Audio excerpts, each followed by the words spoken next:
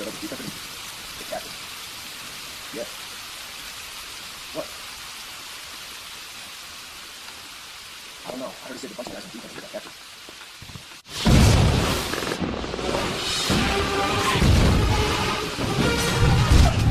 On your knees! They're not human! A second of this!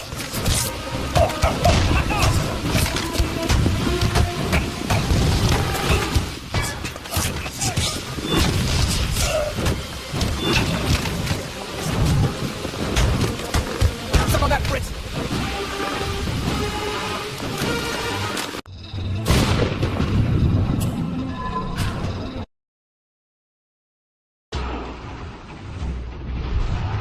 Asgard,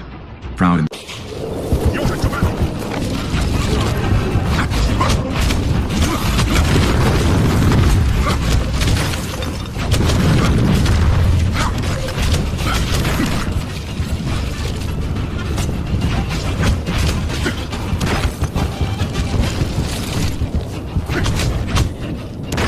Asgard will be ours.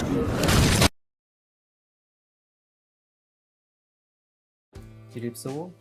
វិលមកជួបខ្ញុំជាមួយ Subtech Show ថ្ងៃនេះខ្ញុំនឹងបង្ហាញពីរបៀបក្នុងការតម្លើង Xbox 360សម្រាប់យើងលេងនៅលើកុំព្យូទ័រដើម្បីយើងលេង Xbox 360នឹងបានងាយស្រួលគឺយើងត្រូវមានកុំព្យូទ័រយើងត្រូវមាន CPU ចាប់ពី Core i7 ឡើងទៅហើយសម្រាប់ GPU អាចជា36ឡើងទៅ2060ក៏យើងអាចដំណើរការបានដែរតែក៏វាលេងមិនសូវបានជា smooth ខ្លាំងទេបើសម្រាប់ game ធំអញ្ចឹងដើម្បីយើងដំឡើង game នៅក្នុងកុំព្យូទ័រយើងតែម្ដងទី1យើងត្រូវមាន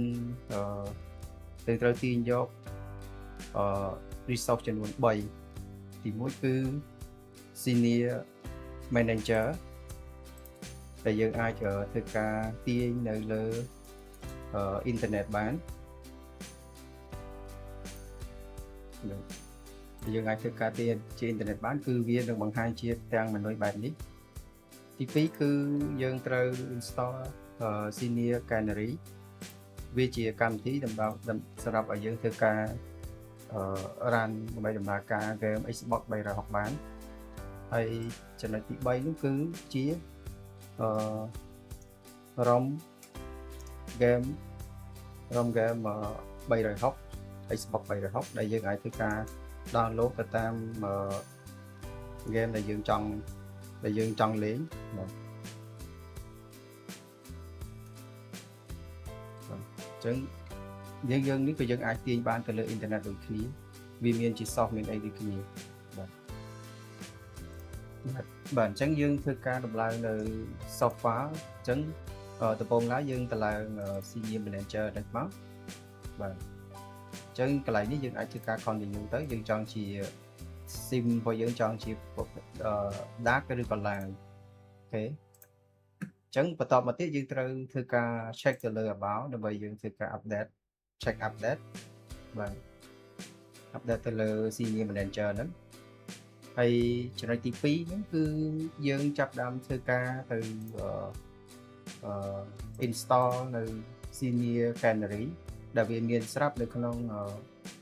emulator management បាទអញ្ចឹងយើងធ្វើការចុចទៅលើពាក្យថា install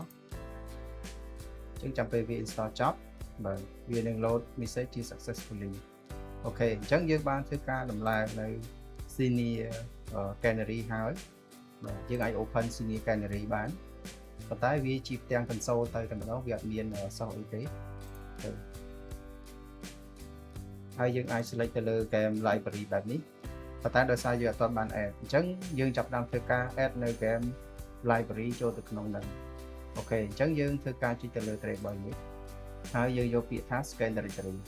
ដើម្បីយើងធ្វើការ scan មក folder ទៅម្ដងអត់ចាំបាច់បើយើងយក add game បែបនេះមានថាយើង add ម្ដងមួយអូខេអញ្ចឹងខ្ញុំយកជា scan directory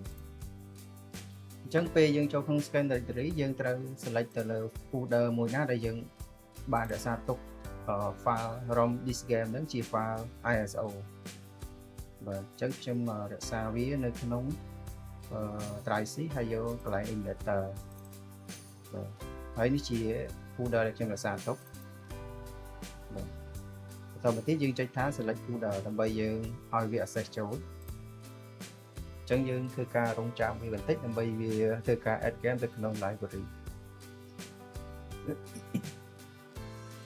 អូខេអញ្ចឹងយើងបានធ្វើការ add នៅ file game នឹងរួចរាល់អញ្ចឹងបន្តទៀតយើងនឹងចាប់ផ្ដើមធ្វើការ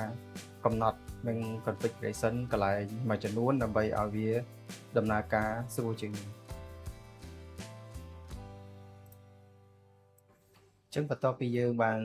ធ្វើការកំណត់ធ្វើការ add folder game អីដំឡើងនៅ senior canary អីរួចរាល់ហើយអញ្ចឹងយើងចាប់ផ្ដើមធ្វើការកំណត់នៅ senior setting ដើម្បីយើង set up នៅ performance ហើយនឹង config កន្លែងមួយចំនួនអញ្ចឹងដើម្បីធ្វើការកំណត់បែបហ្នឹងគឺយើងធ្វើទៅកាន់ senior setting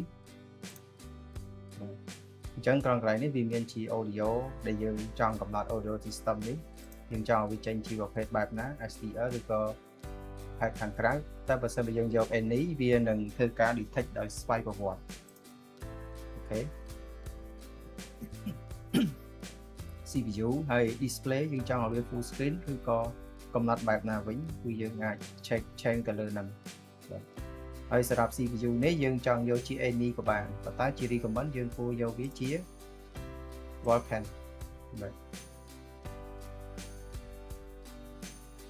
បាទ like ផ្សេងទៀតខ្ញុំអត់កំណត់វាទេហើយសម្រាប់enable vSync នេះគឺខ្ញុំធ្វើការបិទវា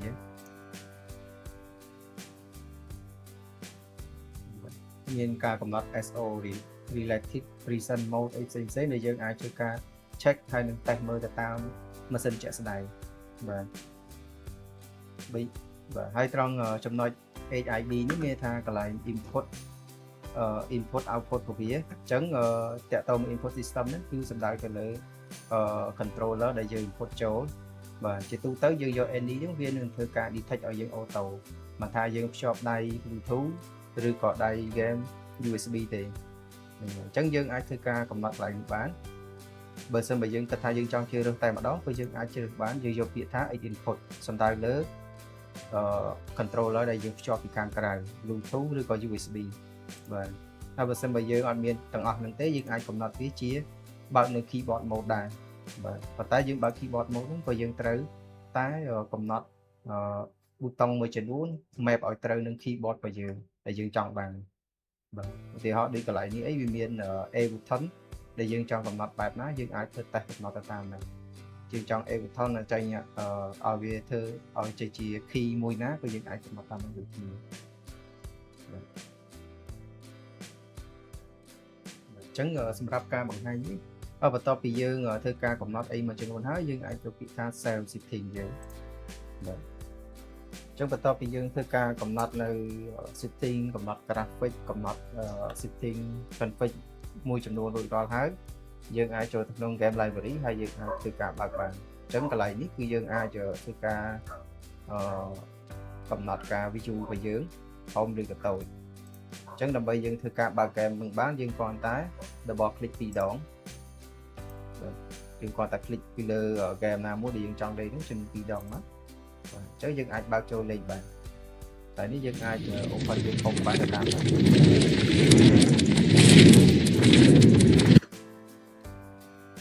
អញ្ចឹង